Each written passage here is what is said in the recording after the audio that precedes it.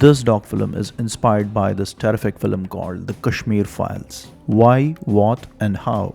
It makes sense if I explain towards the end of this doc film. My intention behind this doc film is to make people think about this specific and pertinent question. Why Bharat has been the most inclusive, pluralistic, and culturally diverse civilizational nation in the world. These are not my words, but if you know the history of Bharat, or at the very least know the demographics of India, you definitely know about its diversity. Don't tell me it's because of the Constitution of the Republic of India. Over hundreds and thousands of years, Bharat has always been a pluralistic and inclusive civilizational nation. But what was the driver behind that? No one cares to ask this question. But this specific question is very, very crucial given the times that we are living in. So let's try and find an answer to this question, and let's get started. Starting right from the top, the title of this video. Why I named this video The Secrets of Sri Rudram. Sri Rudram is a set of Veda mantras that are recited in every Shivalayam every day, maybe a couple of times a day. And these set of Veda mantras called the Sri Rudram hold certain incredible details that if one starts trying to understand these Veda mantras, it is something beyond mind-boggling. Yet, a vast majority of us don't know the meaning of Sri Rudram. So it's a wealth of knowledge right in front of our eyes, yet no one of us know it, or at least most of us. So that is the reason I chose to name this doc film as The Secrets of Sri Rudram. So what is Sri Rudram? Here it is. Sri Rudram is a set of Veda mantras, part of Yajur Vedam, intended to pray and worship the supreme reality of this universe and cosmos, revered as Ishvara or Parabrahma. And as you know, Vedas span over thousands of years, and so does Sri Rudram as well. In Bharat, we have this culture of reciting Sri Rudram for well over thousands of years. Needless to say that Sri Rudram has incredibly rich heritage that is still being practiced in every Shivalayam even today. Rather, what's very important is to understand the content and intent of Sri Rudram. That's what we'll try and do in the next couple of minutes. Starting with a very basic aspect about Sri Rudram. Om Namah Shivaya. I'm sure you might have heard or practicing this mantra, Om Namah Shivaya. This is derived from Sri Rudram of Yajur Vedam. So let's take this a little forward. So what is the meaning of this word Sri Rudram? And especially the word Rudra. Ruk dravayati iti rudraha. And the translation is as follows. Rudra essentially is of two parts, Ruk and Dra. Ruk means pain or suffering, and Dra means flow. The one who causes a flow of pain and suffering is called as Rudra. In fact, in Hindi and couple of other regional languages in Bharat, we use this word Rodana or Rona for crying or pain. It is derived from this word Rudra. So Rudra essentially means the one who causes a flow of pain and suffering. And this has to be understood in right connotation. There is another meaning for this word Rudra. It is two parts, Ru and Dra. Ru means enlightenment or knowledge, and Dra again means flow. And Rudra also means the one who blesses with a stream or a flow of knowledge. So that is the meaning of this word Rudra. And Sri Rudram is all about praying and worshipping Rudra. As I said, Sri Rudram is a set of Veda mantras derived from Yajur Vedam. So internally they are divided into two groups. One is Namakam and the other one is Chamakam. Namakam is all about praising and worshipping Ishvara or Rudra. And Namakam represents the core philosophy of Bharat. And Chamakam as a subset of Sri Rudram are the Veda mantras that are related to the wants and needs, basically the wishes of the devotees. And Chamakam has very interesting details about the ancient history of Bharat. Let me tell you an important thing. Sri Rudram is a scholarly subject, and by extension, of course, the Vedas as well. So I don't have enough expertise or exposure to talk at length about this subject. But at the same time, Sri Rudram is an incredibly powerful instrument to the story that I would like to tell as part of this doc film. So I will try to find my balance with respect to the depth of the subject. So let us try and understand what is in Namakam. And this is the most important reason why I chose to make this doc film on this subject. So let's go through 5 most important aspects about Namakam, starting with the first one, Demolishing the Caste System. And I'm going to read word by word with its translations what is in Namakam. And these are the Veda mantras that are recited while performing Abhishekam for any Shiva Lingam in any Shivalayam. And the next time that you go to any temple, try to check with the priest over there what is the meaning of Namakam. And here it is, a word by word translation of 5 most important things about Namakam. Namo Vratebhyo Vratapatibhyascha Namo. And the translation is, Namaskaram to you, Rudra, who is in the form of various classes of people in the society. Namaskaram to you, who is in the chief of all classes of the people. Namo Vratebhyo. It means that every person, every part of the society, every group, you call it caste, jati, varna, whatever nonsensical categorization that we have or we might create for ourselves. In each and every person, it is you, Rudra, who is present. Namo Agriyaya cha Pradhamaya cha. Namaskaram to you, Rudra, who is in the chief and the first and the top one in a family or in a group in the society. Namo Dutaya cha Prahitaya cha. Namaskaram to you, Rudra, who is in the messenger and in a servant. Namo Prahitaya cha. It means that Rudra, Namaskaram to you, who is in the form of a servant in the society. Namo Agriyaya cha. Namaskaram to you, Rudra, who is in the form of the chief in the society. Just try and observe the comparisons that are being drawn here. The servant and the chief, both are revered as the manifestations of Rudra himself. Namastakshabhyo radhakarebhyascha namo. Namaskaram to you, Rudra, who is in the form of a carpenter and making chariots. Namah kulalebhyah karmarebhyascha namo. Namaskaram to you, Rudra, who is in a potter and in a blacksmith. These mantras says that Rudra is in the manifestation of a carpenter, a potter and a blacksmith. Namah punjishtebhyo nishadebhyascha namo. Namaskaram to you, Rudra, who is in a hunter and in a fisherman. Namo mahadbhyah kshulakebhyascha namo. Namaskaram to Rudra, who is in every great person and in every weak person in the society. Like this, the Namakam goes on and on identifying different classes of the society based on their professions as manifestations of Rudra himself. And now let me tell you why I've been reciting these Veda mantras, because these essentially demolishes the caste system that we have in our society today. There is a very fine nuance that you need to catch and understand. Here it is. First and most important of all, this caste-based superiority complex that I am born in a higher caste and I am superior to someone else who is born in a lower caste. I feel so arrogant about it because it gives a sense of ego satisfaction. And this sadistic pleasure of people unfortunately thrived over thousands of years. And this is a very grim reality even till today. And just in case if you're watching this video and if you feel that you are superior to someone else just because by the virtue of your birth, I have a news for you. You are not special. Deal with it. And just now I gave an example of Namakam, which is part of Sri Rudram, eventually Yajur Vedam.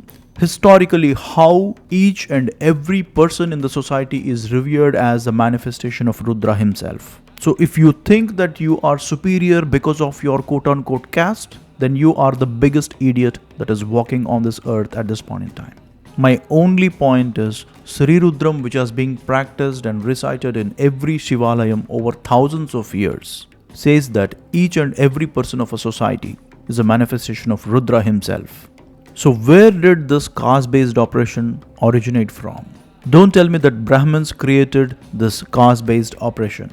Today we are at least able to read Namakam because they preserved it. Caste-based oppression is present across the board in our society today at all levels. Let me put a very important question onto the table.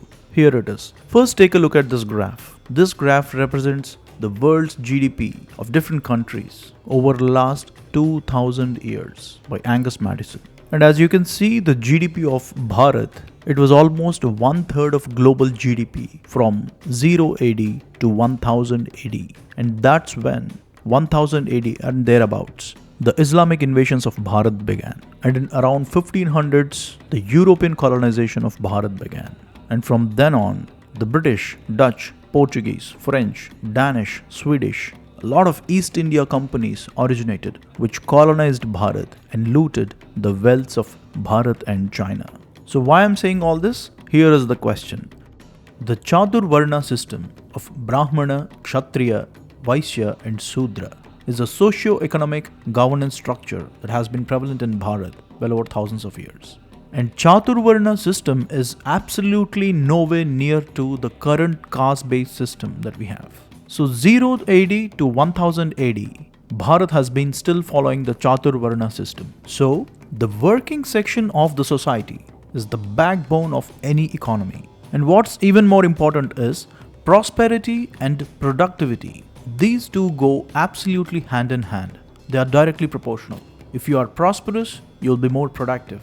And the more productive you are, the more prosperous you become. And if working section of the economy is getting oppressed and they are not happy and they are not prospering, then how come the GDP of Bharat is 1/3 of the global GDP? So the pinpointed question is, the working section of the society is the backbone of any economy. And if caste-based oppression is institutionalized, this is a very crucial word, institutionalized into the culture of Bharat, as we read in our textbooks, how did the economy of ancient India thrived back then, between 0 AD to 1000 AD, before these invasions? And at the same time, let us not whitewash the caste-based oppression that is very prevalent in our society today.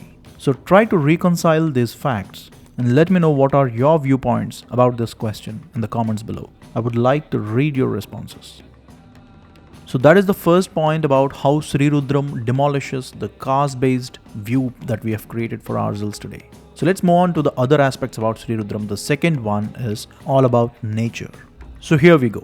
Namo vrukshebhyo harikeshebhyo.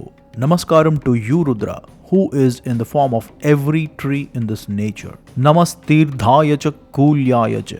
Namaskaram to you, Rudra, who is in every water body, every river, every stream, every lake. So these Veda mantras, part of Sri Rudram, establishes that every tree, every lake and everything in this nature is a manifestation of Rudra himself. And from here on, let me adopt an atheistic standpoint to make things more clear. What's very important here is, let us assume that Ishvara never existed and it is all our creation and there is no God in this world. All religions are fake. Every religion, whether you worship one God or 100 gods, every damn religion on this planet is fake. Let us take that standpoint for a minute. And with that atheistic standpoint, if we try to read Sri Rudram, Namo vrukshebhyo, every tree is a manifestation of this imaginary God. And the people in this country, Bharat, well over thousands of years, have been respecting each and every tree as a manifestation of their quote-unquote imaginary God and protecting the trees and protecting the nature. So what's wrong in it? And in Bharat, for over thousands of years, people who are part of the dharmic spectrum, when they worship nature, they have been ridiculed as idol worshippers. Whether a faith is true or not is secondary. What are the final actions? People of the dharmic traditions are worshipping nature and protecting it. So it's very logical. Now what is the argument of people who don't subscribe to idol worship and rather oppose or ridicule it? What is their logic in opposing and persecuting people who worshipped nature? A question for them to think, if they can think. Namah Shastyaya cha Phenyaya cha. Namaskaram to you, Rudra, who is in every blade of grass and in every foam of a river. Namah Parnyaya cha Parna Shabdyaya cha. Namaskaram to you, Rudra, who is in every green leaf and in every dry leaf. What I would emphasize here is the ideology of our ancestors thousands of years ago with these mantras. Try to catch the ideology. That is very important. And talking of the ideology of Sri Rudram, this specific line literally gave me goosebumps when I read for the first time.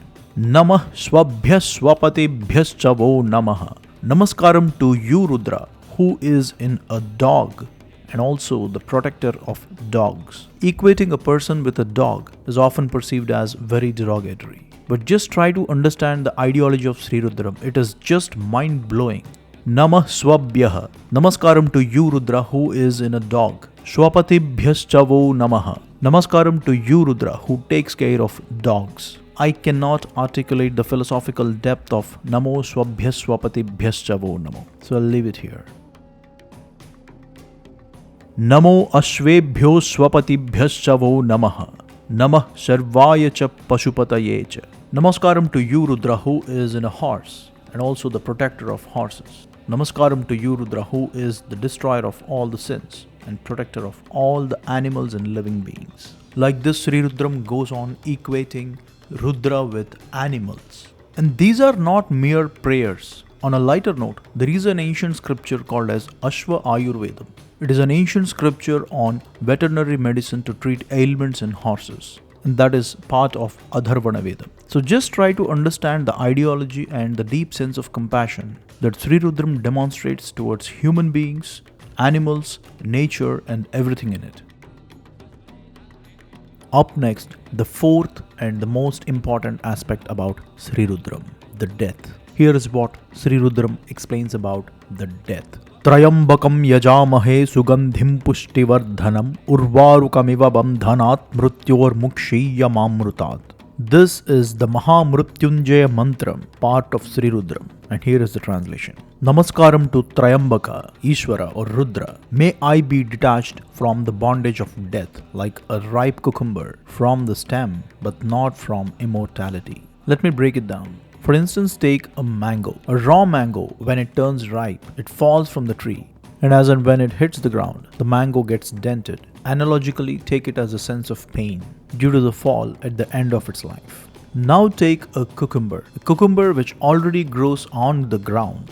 When it gets ripe, it just separates itself from the climber, the plant, and that's about it. It will not get hurt like a mango which fell from a height from a tree. So the death of a cucumber is far more peaceful and painless compared to the death of a mango.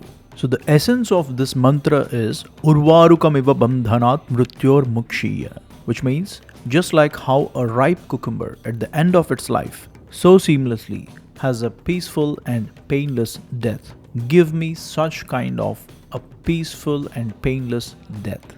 Again, the ideology of Sri Rudram literally gives goosebumps. Probably this is the only prayer through which people wish for death. A vast majority of us think that Mahamrutyunjaya mantram is to gain immortality because Mrutyunjaya, that means you are defeating death. No, that's not really the idea behind Mahamrutyunjaya mantram. Urvarukamiva bandhanat mrutyor mukshiya, which means I want a peaceful and painless death. The crux of Mahamrutyunjaya mantram lies in its very last word, Mamrutat. I don't want to be immortal. That's what it means. One day, when I die, I want a peaceful and painless death. I don't want to be immortal. Definitely I want to die one day, and I have to. It's not a matter of choice. But that day when I die, please bless me with painless and peaceful death. Rudra, I pray to you. This is the real meaning of Mahamrutyunjaya mantra. And again, I would like to re-emphasize again and again the ideology of Sri Rudram, facing the most scariest thing in life, head on, the death, in such an eloquent and beautiful way. It's just speechless. The fifth most important aspect about Sri Rudram is Shiva versus Vishnu. Who is superior?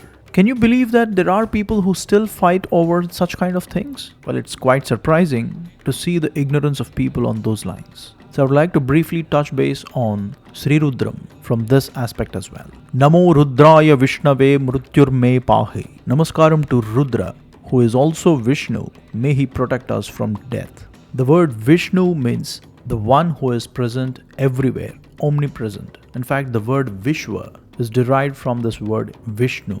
And Sri Rudram clearly establishes that Rudra and Vishnu are one and the same. In fact, if anyone reads Sri Rudram and just the first slokam of Sri Vishnu Sahasranamavali as well, where it says Vishvam Vishnur Vashatkaro Bhuta Bhavya Bhavat Prabhu Bhuta Krut Bhuta Brud Bhavo Bhutatma Bhuta Bhavanaha. The very first two lines of Vishnu Sahasranamam is nothing but the whole essence of Sri Rudram itself. And if one reads both these scriptures, one could clearly understand that the ideology behind Sri Rudram and Sri Vishnu Sahasranamavali is one and the same.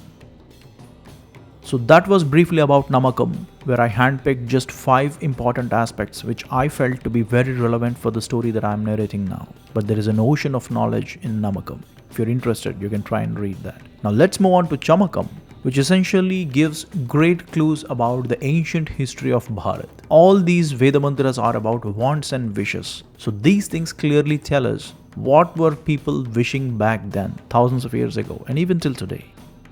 As I already said, Sri Rudram has 2 parts to it. The first part is Namakam, which has all the praises and hymns related to worshipping Rudra. And a couple of examples we have seen that already. Now once the praising part or the worshipping part is done, the second half of Sri Rudram is all about wishing what we want. So what do we wish for when we pray? That's what is Chamakam. And to start with, there are 36 essential aspects about humanity that are wished for. The list is too huge. I just gave it a glance here. But just like Namakam, I'm going to pick 5 most important aspects about Chamakam and let's go through them.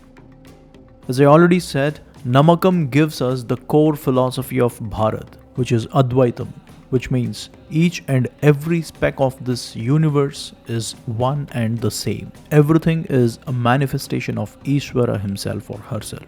While Chamakam gives interesting details about ancient Indian history. And here is a sample. As part of Chamakam, there are certain Veda mantras which request for food grains. And going by this, we could try and understand what kind of food habits people had back then.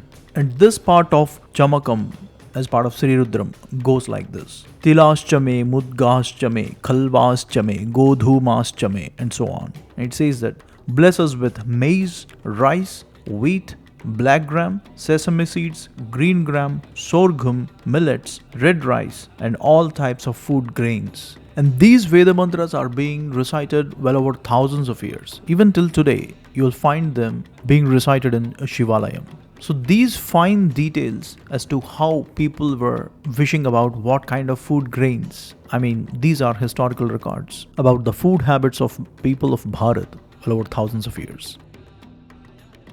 Moving to the second point in Chamakam, the metals in ancient Bharat. This part of Chamakam is all about wishing for different kinds of metals which people used in their day-to-day lives back then. And this is how the Veda mantra goes. Hiranyam chame, yashas chame, sisam chame, trapus chame, shyamam chame, loham chame, and so on. O Rudra, bless us with all that grows from soil. Gold is with me, steel is with me, lead is with me, zinc is with me, black iron is with me, copper is with me. Like this, the Veda mantra goes on wishing for different kinds of metals. This gives us great clues about how metallurgy thrived in Bharat back then. In fact, I made a short documentary on how steel production was back in ancient India. I would like to explore other metals as well. Maybe in a couple of days or weeks, I will do a short documentary about zinc production in ancient India. Anyways, coming back. So this part of Chamakam gives us how people of ancient Bharat were working with different kinds of metals. And even today, like I said, maybe I'm repeating again and again, but still, today if you walk into any Shivalayam, these wishes are still being prayed every day as part of Chamakam and eventually part of Sri Rudram. It's quite interesting. In the entirety of Chamakam, this specific section is very cryptic and very difficult to understand, yet very, very interesting. Before getting into Chamakam, take a look at this bone. It is called as Ishango bone, dated to almost 18,000 BC. That's almost 20,000 years old. And the ridges, what you see here, these are the lines that were used for counting back then. To put it simply, Ishango bone, what you're seeing here, is the oldest known mathematical artifact in the history of mankind. Counting, this was before the numbers or anything of that sort was invented. Same way, this part of Chamakam, as far as Bharat's history is concerned, it's one of the very few oldest known reference about numbers. And this is very, very cryptic. Here is how the Veda mantra goes. Ekachame, trischame, panchaschame, saptaschame, navaschame, ekadasaschame, and so on. In the translation, you might have already guessed. O Rudra, please bless us with the numbers 1, 3, 5, 7, 9, 11, 13, 15, 17, 19, 21, 23, 25, 27, 29, 31, 33, and the numbers 4, 8, 12, 16, 20, 24, 28, 32, 36, 40, 44, and 48 for prosperity and happiness. Very clear cut. First, we wish for certain set of odd numbers, and then we wish for certain set of multiples of 4. Now, wishing for food, metals, health, well-being, all this is fine. But what is the meaning of these numbers? People give a lot of interpretations about these numbers, but at least till now, I honestly did not get any satisfactory answer. So I don't want to interpret or push my opinion on this one. I just would like to leave this translation here itself. As I said, this part of Chamakam is very cryptic and I would say secretive. I don't know who could crack the secret, but the fact of the matter is we wish for a set of odd numbers and a set of multiples of 4. Very interesting set of Veda mantras. And the cryptic nature of Chamakam continues to other parts as well. So moving on to the fourth aspect about Chamakam, it wishes for agricultural animals, the cattle. And here the Veda mantram goes like this: Garbhachame, Vatsaschame, and so on. And here the translation is, O Rudra, please bless us with cows with calves in their wombs, and 1.5-year-old bulls, 1.5-year-old cows, 2-year-old bulls, 2-year-old cows, 2.5-year-old bulls, 2.5-year-old cows, and so on. I mean, I did not understand why exactly the elaboration has to be done in this way. I mean, you can simply say that please grant us good cows and bulls, the healthy ones. It could be written that way. But what is the essence of Chamakam by writing it this manner? Again, I don't have any answer and I don't want to give any interpretations of my own. So I'll leave the translation as it is. Wish someone could explain it. But as I said, this again shows the emotional connect between the humanity in Bharat and the cows and bulls. Fifth and the last point about Chamakam is, as part of Chamakam, towards the end, a lot of Vedic deities are prayed, like Agni, Chandra, Surya, Saraswati, Pusha, Brihaspati, Maitra, Varuna, Tvashta, Dhata, Vishnu, Ashwini Deva, Marudeva, Vishwadeva, and so on. And the whole structure and process and procedure about the Yajnam is also elaborated in Sri Rudram, which is the beating heart of the entire Vedic culture. Yajnam, that is elaborated at length in Sri Rudram. So that's all briefly about Chamakam. Now if we look at the entirety of both Namakam and Chamakam, the one half of it represents the core philosophy of Bharat, and the second half of it represents the ancient history of Bharat. All in all, especially focusing on the Namakam aspect of it, this very basic idea that everybody in a society is a manifestation of Ishvara himself, and we all have to live in peace and harmony with each other in a society. Not just human beings, animals, trees, plants, water bodies, everything. How humanity can live in close connect with nature, peacefully coexisting in a society. That is what Sri Rudram establishes unequivocally. Now in today's language, you call it the fundamental rights, secularism, 24, 25, 26, whatever that you say, is essentially a subset of this larger, great and grand ideology of Bharat, which says, Sarve Jana Sukhino Bhavantu. And that is the reason why today Bharat has been a very pluralistic, culturally inclusive and diverse civilizational nation.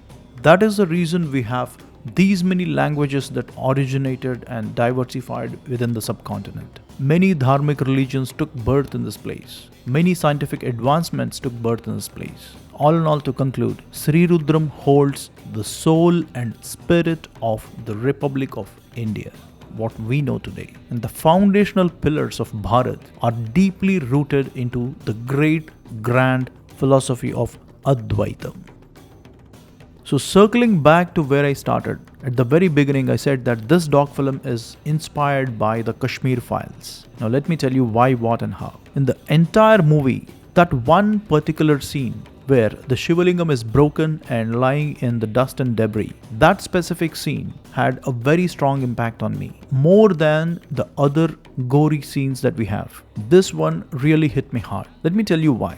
This is the main reason why people are persecuted over there. People are idol worshippers, people are like whatnot, following a different kind of religion. That is the reason the Islamic terrorists killed thousands of Kashmiri Hindus. So let's try to get to the root cause of it.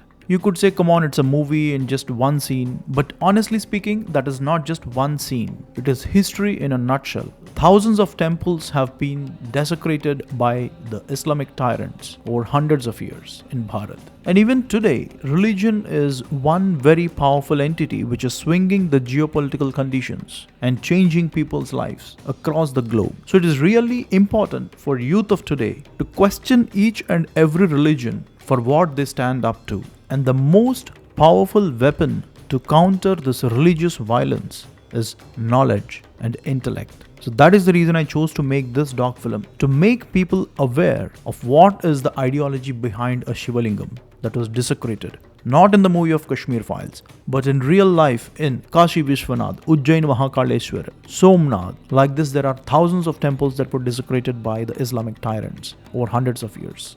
So it is quite important to clarify the ideology or the position of Sanatana Dharma as to why the culture is in the way that it has been over thousands of years. And at the same time, question the religious ideologies that say if you are not with us, you are against us. Such kind of religious ideologies have to be questioned. And the only weapon to counter such kind of religious violence is intellect, knowledge, debate, discourse. And I'm sure that the youth of India today are intelligent enough to question each and every religion and not just blindly accept anyone. Let me give you a concrete example that would set the record straight and solid. Take our national flag. The national flag of Bharat represents 1.3 billion Indians and three most important values: unity, integrity, and sovereignty of Bharat as a nation. It is not just a piece of cloth, it is reflecting 1.3 billion hearts and these three values. So it has to be revered with utmost care and respect, right? Just like how an Indian flag is a tangible object reflecting these values of the nation. Same way, Shiva Lingam is also representing the core philosophy of Bharat. Then what is the meaning of a Shiva Lingam? Sri Rudram itself explains what is the meaning of Shiva Lingam. Here it is. Apatalana bhastalamta brahmandama vispurad jyotih spatika linga mauli vilasat purnim duvam tamrutaihi astokaplutamekamisha manisham rudranu vakam japam dhyaye dipsita siddhaye dhruvapadam viprobhishim chepchivam. This is part of Sri Rudram explaining the significance and the idea behind Shiva Lingam.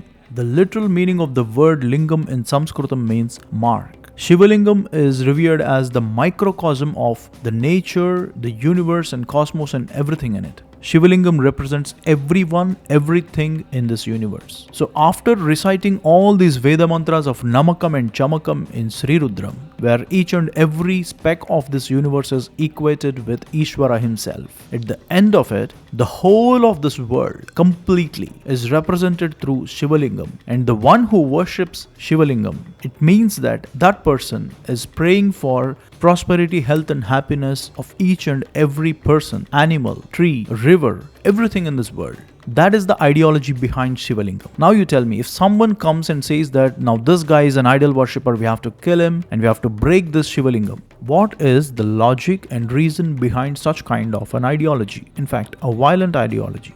Such kind of a rational debate has to happen because the world is meant for everyone to peacefully coexist and follow their respective religion or not even have one. It's up to them. No community has to be demonized. Nobody should be subject to any kind of religious violence. And most importantly, history should not be forgotten. And even more importantly, equip yourself with right knowledge and question each and every religion on a common pedestal without exceptions. Then you will get to know what is what, and to make people think in these lines is the main reason I chose to make this doc film. So that brings us to the last leg of this doc film.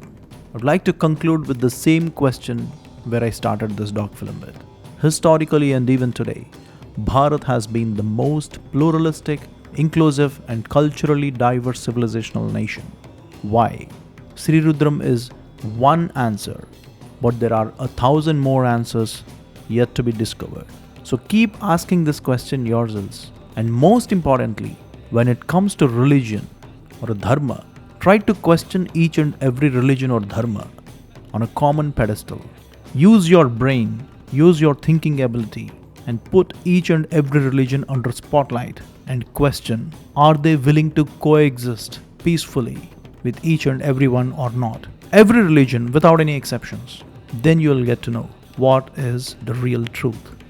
I would like to conclude with Tamasoma Jyotirgamaya. Walk us from darkness to light. And as always, thanks for watching.